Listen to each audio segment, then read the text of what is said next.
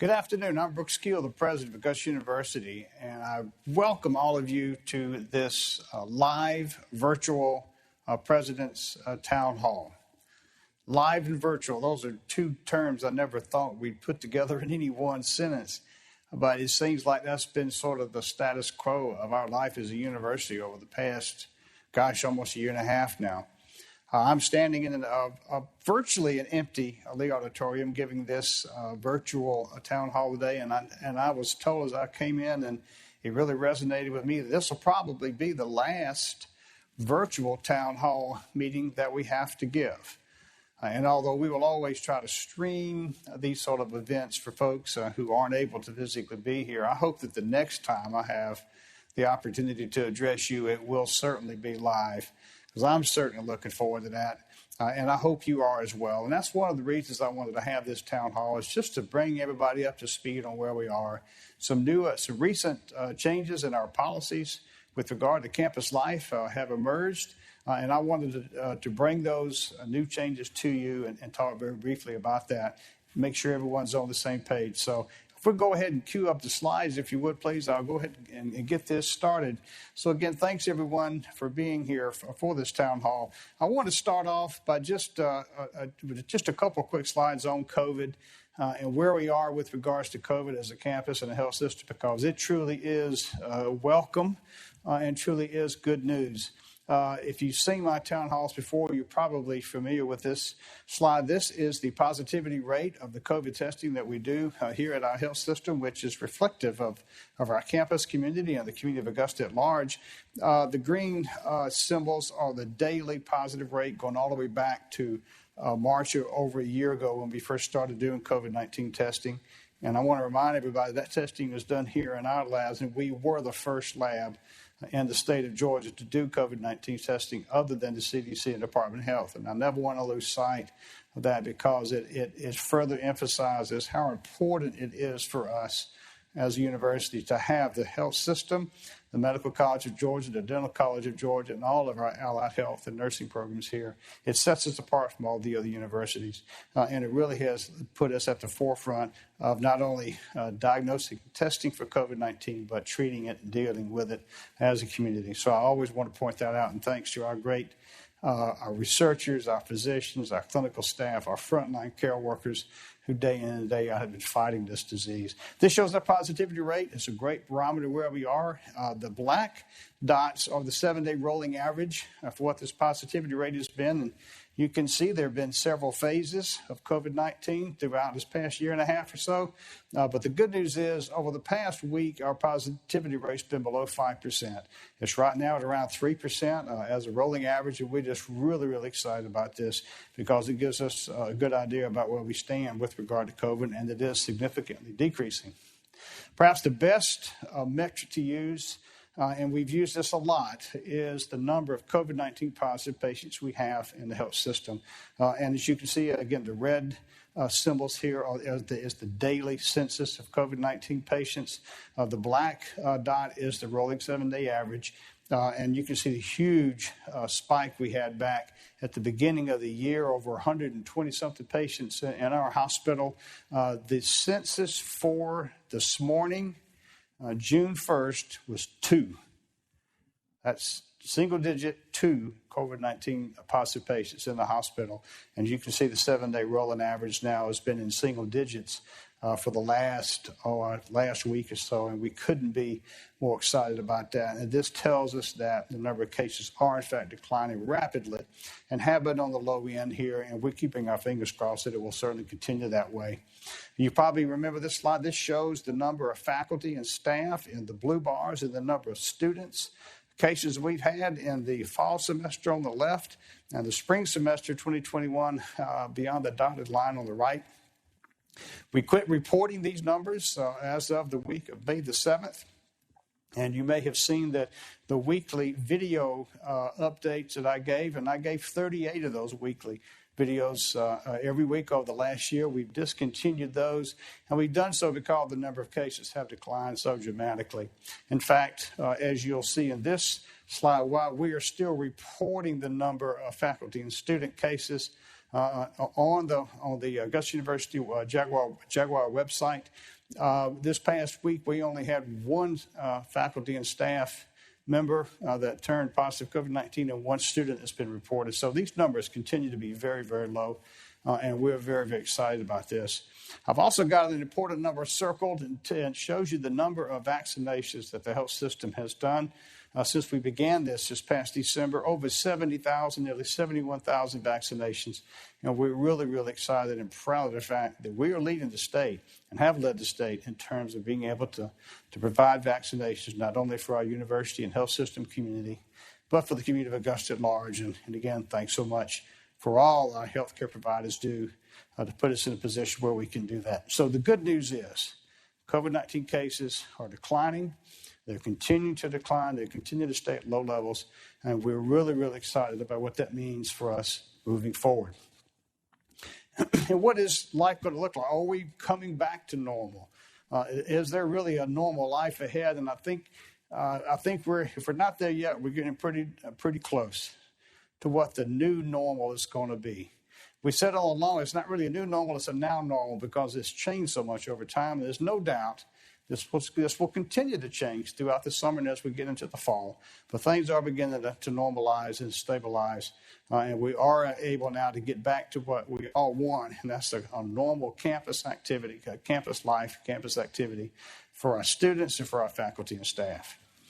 There have been some new changes because of this, and I just wanted to bring you up to speed on what those changes are. The CDC changed their guidance with regards to social distancing and mask wearing, and the governor changed his position with regards to events and the opportunity for folks to gather, and we wanted to let you know what those new changes are.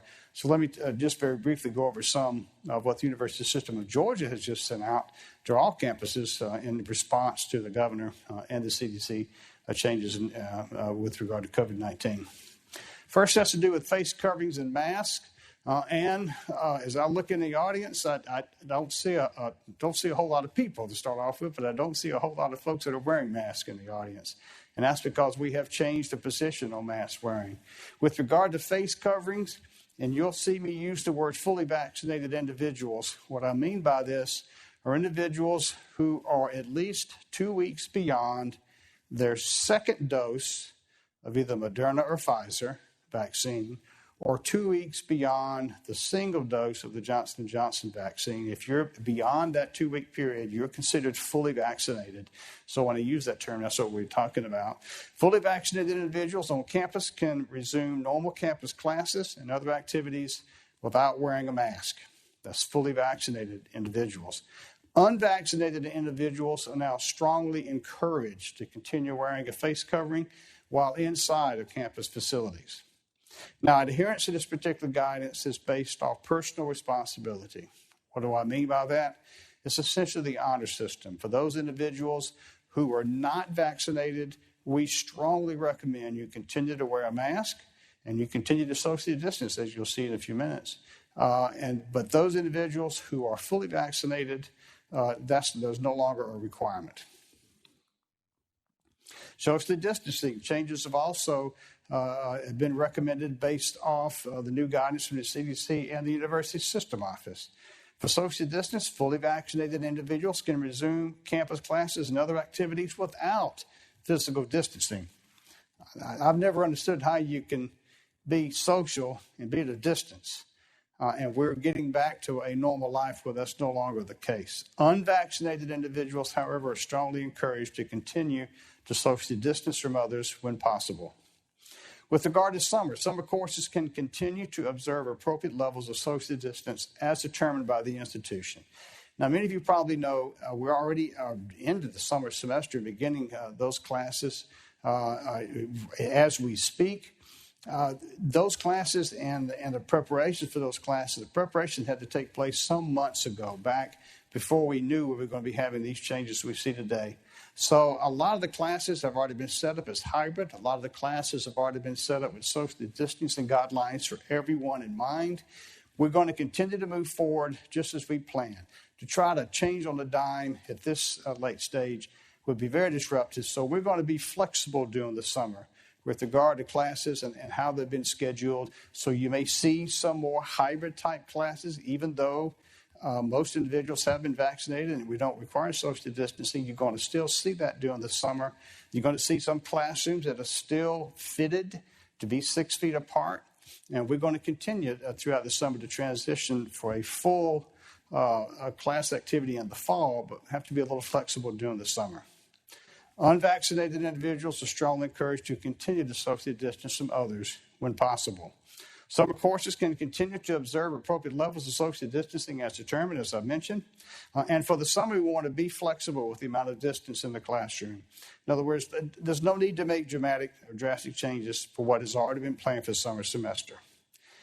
Along these lines, please note that some campus spaces are not going to be configured for full occupancy until July 1st of this year, right in the middle of the summer. So again, what I ask is that you be flexible. I ask our students to be flexible with some classes who may have already been scheduled to be hybrid in nature, and be flexible, and have our faculty also be allowed to be flexible with how they're giving and teaching the classes during the summer.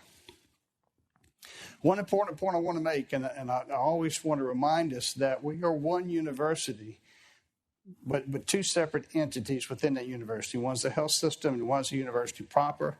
Our health system may have different criteria with regards to wearing masks in facilities that are associated with the health system. And they may have different criteria with regard to gatherings, events, and social distancing. So if you're going to attend an event or if you're going to walk into the hospital, please be mindful of the fact that right now criteria may be currently available that require you to wear a mask, and that is certainly the case right now. And please be mindful as you enter into the AUHS, the health system space, that they may have different criteria for both mask wearing and social distancing. Same thing is also applicable for other clinical space, such as we see in the Dental College of Georgia clinic. So just be mindful of that distinction. Teleworking, I know we've had a lot of employees that because of COVID, it's been more appropriate for our employees to be working from home. We're going back to what was a pre-COVID environment. With limited exception, employees with current COVID-19 related telework assignments should begin transitioning back, if you haven't already done so, to your pre-COVID-19 work arrangements. And all such arrangements, telework arrangements, should end no later than June 30th of this year, so approximately about 30 days from today. According to UST policy, department heads or their designees have the authority to establish teleworking arrangements, and we've always had that authority. But in no circumstances should telework be considered an employee right or an entitlement. Employees don't make that decision themselves. It has to require approval of management, and there is a process to go through to get permission to do teleworking and to arrange teleworking arrangements. All telework requests and designation are based on management discretion and in accordance with determination of what best serves the institution. I'll be the first to admit we've learned a lot from having this COVID-19 experience. And there might very well be certain situations or circumstances that work can be more efficiently done through a telework environment. And we want to be open. We want to be open to that. There may be very well some departments or units that can function quite well by having the employees stay at home to work. But that is the exception, not the rule. I want to be very clear about that. If a department or a unit or an employee or a group has determined that they can more efficiently function that way, we welcome management bringing those recommendations forward, but there is a process that has to be forward, and it is the manager or the unit head's responsibility to ensure that if a telework arrangement is going to be implemented, that it be done so in the right way. As you all know, we've also had certain employees that required alternate work arrangements. These are accommodations that were granted during the fall of 2020 or spring of 21 due to increased risk for severe illness with COVID-19. Those alternate work arrangements will also end no later than the end of this month, no later than June 30th, 2021. All employees are expected to return to their previous work arrangements by this time, if you're not already done so.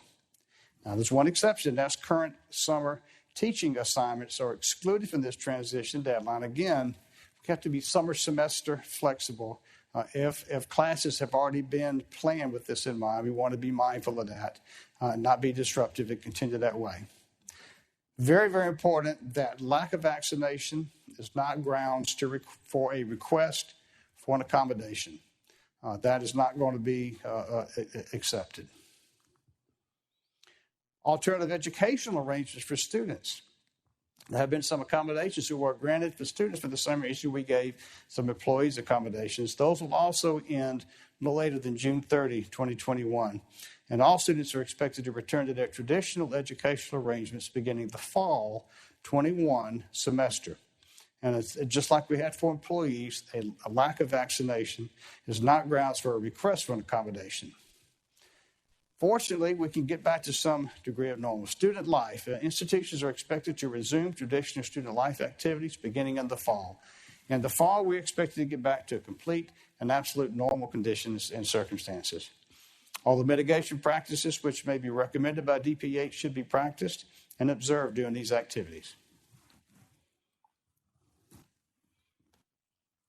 What about vaccinations? I've mentioned vaccinations a number of times, and as you saw at the outset, we have a very efficient process here at AU Health System and in the community to provide vaccinations to any and all individuals who want to be vaccinated. However, institutions are not responsible for assessing current COVID-19 vaccination rates, and we're not responsible for tracking vaccinations. We're not going to be doing widespread surveys to determine how many students are vaccinated or how many staff are vaccinated or who was vaccinated and who was not vaccinated. Again, as I've said, unvaccinated individuals are strongly encouraged to get a vaccine or to continue to wear a face covering and to continue to socially distance from others when possible. Adherence to these guidelines are based on personal responsibility. Again, it's the honor system. And we're not going to be having vaccination police going around trying to determine who is in fact vaccinated and who isn't. We expect individuals to act accordingly based off the honor system. Vaccinations at this point will not be mandated for students, for faculty, or for staff. That is the current situation. I do not anticipate that changing as we get into the fall, so we should go through the summer and get prepared to go into the fall with individuals who are vaccinated to go back to a full, complete, normal way of doing things. Individuals who are not vaccinated should continue to wear a mask and to social distance where appropriate. Students, faculty, and staff who have been in close contact with someone who is COVID-19 positive are not required to quarantine, no longer have to quarantine if they have been fully vaccinated against this disease and show no symptoms. Again, another added advantage of being vaccinated. What about travel? We're beginning to get back to a normal campus life. We're also beginning to get back to a normal a life that's going to involve professional travel as part of what we do as faculty and staff of an institution. But as of May 2021, a non-essential travel ban remains in place. This may seem counter to what we've just talked about, but that is the guidance that we've been given. Each institution is expected to make decisions on what is considered essential travel based off the mission and the priorities of the unit and of the individual faculty. We have a process in place for faculty and staff to request and get approval for non-essential travel. Please follow the current approval process for those travel that involves getting your unit head and manager and the proper executive vice president or provost involved in that permission granting process. I suspect that this will change as we continue to get more towards a normal way of life. So please stay tuned for the travel ban that's currently in place and any other changes that may take place on campus. What about events and gatherings, such as what I hope we'll have here in the very near future? Each institution should follow the most recent executive order from the governor related to events and gatherings. And institutions may establish institution-specific guidelines for hosting events and gatherings. And we are beginning to consider those and to do things that we have not been able to do for the past nearly 18 months. For events of food and drink, if it's being served, it needs to either be prepackaged, individually boxed, or plated by a server. In other words, no self-serve from open containers and no buffets for the foreseeable future. Again, whether that changes or not, we'll just have to be flexible and see how that goes. But right now, we're beginning to plan events for the summer and for the fall, going into even into the spring semester of next year. Do I have to keep doing Teams meetings? This is a question that I'm sure you're asking yourself. I've asked myself that question. I don't think there's any doubt that we've recognized the benefit of doing Teams meetings under certain circumstances. It's not an ideal situation. And in those situations, I strongly encourage everybody to get back to a normal way of having gatherings and having meetings and having conferences and doing those things on campus like we typically do. My own executive cabinet will start over the next several weeks transitioning back to meeting in person, even though we've been meeting quite successfully doing Teams. Whether or not a unit has their unit meetings by Teams or in person, we want to leave that up to the individual managers, directors, and unit heads to make that determination. But I encourage everyone to get back to meeting in person. There's just something about being able to look across the table at somebody right in the eye when you have a meeting. So I strongly encourage everyone to do that. But we want you to have the opportunity, the latitude to be flexible. And if a Teams meeting is a more efficient way of doing business, then by all means, continue to do that. It's not required, but we certainly would encourage you to do so if you wish. The main thing here is, although summer is going to be a little bit of a transition, we want to be summer semester flexible. Fall 2021, we are back to pre-COVID-19 normal, and I can't wait to have a campus life like we're all accustomed to, for our students to get back in a full classroom and have events like they're accustomed to, for our dormitories to be full again, for our dining halls to be full again as best we can, depending on what situations are when we get to that point. And that's the target, that's the goal, that's what we're shooting for, and we're well on the way to get there. But I do want to remind everybody, we're not completely out of the woods yet. Please stay tuned. We'll try to keep you informed every way we can to make sure if there are any changes in this, if we see any spikes in activity, we're going to continue to monitor COVID-19 activity in the community and in our health system. If we see any abnormal increases or any changes, we will let you know right away. If I need to go back to doing the weekly COVID-19 videos, we'll do that. We'll do anything we can to keep you informed. We just ask that you please stay tuned and as we get completely out of this COVID-19 woods. Lastly, just a couple of miscellaneous things I want to mention to you to sort of wrap things up today. I don't want this to all be about COVID. We do have a lot of great things going on at this university, and we'll continue to do so over the summer. And I want to start by showing you this incredible shot of our commencement. What a wonderful opportunity to be able to have live commencement with students and their family members in one place. The Lady A facility was a wonderful place for us to hold commencement. We had 2 different sessions that allowed us to accommodate all of our students who wanted to walk across stage and some of their family members. As we start looking at the James Brown Arena, which is where we typically hold our commencement exercises as a university, and we hope that they'll start construction on their new facility soon. We may be coming back to Lady A and take advantage of that facility. We're very grateful to our friends in Columbia County. They've been over backwards to try to help us have a wonderful facility. And I just want to thank the countless number of staff, volunteers, and our faculty who made this event possible. It was a wonderful way to end the semester, and I just want to thank everyone who had the opportunity to be there. If you're traveling in Atlanta, Savannah, Columbia, Spartanburg, or Greenville, keep an eye out. You may see some billboards now in which we are beginning to, quote, advertise or market the great things this university does as an attempt to get students well outside the CSRA to choose the Augusta University as their destination campus and their place to get an education. I want to thank our Department of Communications and Marketing folks and our folks in Student Affairs for doing a great job of getting these billboards out. And I've already heard comments from a number of folks that have been driving through these areas and have seen the Augusta University billboards, and what a great way to start spreading the news and spreading the word about what's going on here at Augusta. So if you're in these cities, keep an eye out. You may see a Jaguar. And lastly, I want to congratulate the members, the directors of both the Augusta University Foundation and the Georgia Health Sciences Foundation. Last week, they made an historic vote to combine both of those foundations into one.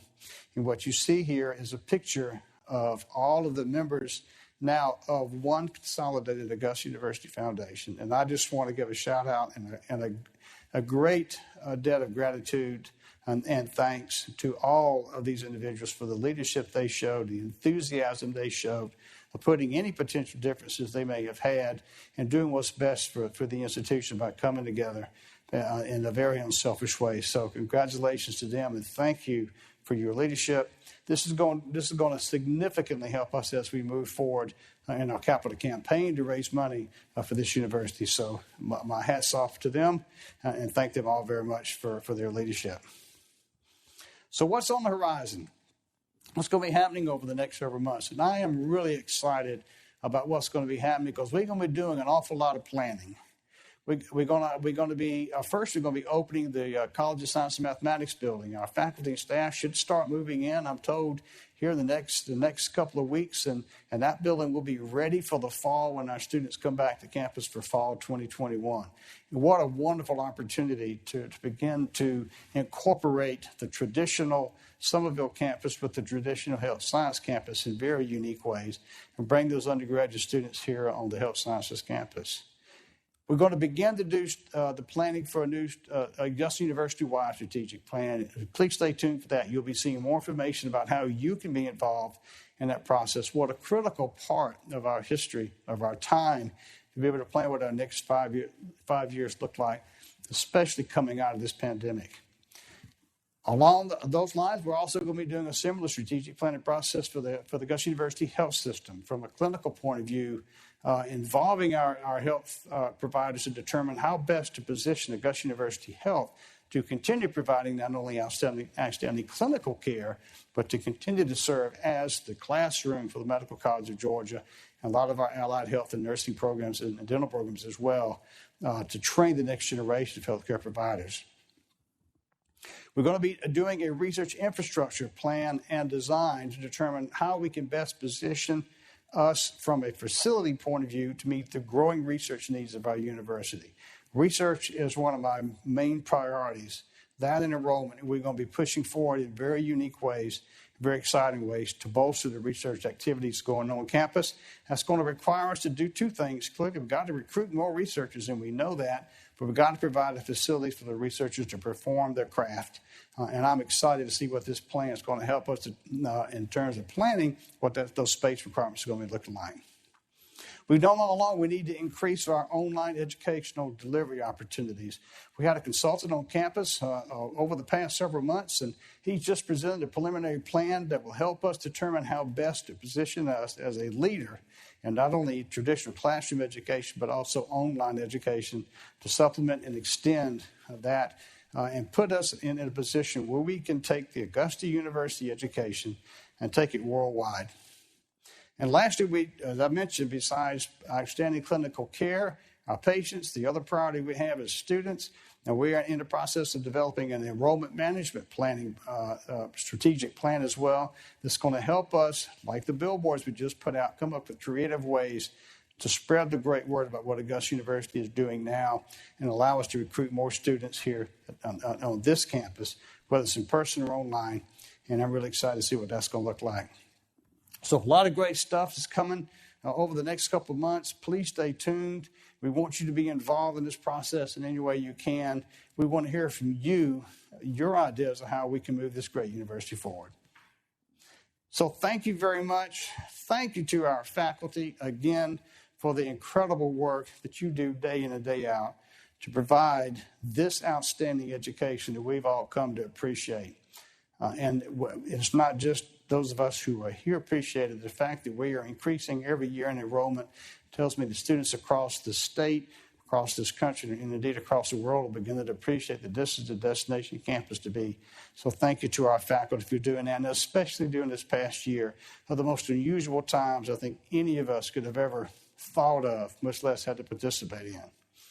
Thank you to our staff for providing support for those faculty. To all the things that you do behind the scenes that make this a great place to receive an education and a great place to work. We can't thank you all enough. And thank you to our clinical providers, our healthcare providers, who again have allowed us to shine a light on the great things this university, this health system does in ways that we could have not ever planned. The fact that you've been spending 24 hours a day for more than 400 and something days fighting this disease and doing it in such a way that puts us in a leadership role in this state and region. We can't thank you all enough. So thank you for what you do. Look forward to a great semester coming up this summer. Looking forward to even a more normal type of semester in the fall. We can't wait to see what Augusta University has in store for us over the next year. So thank you very much, and go Jags!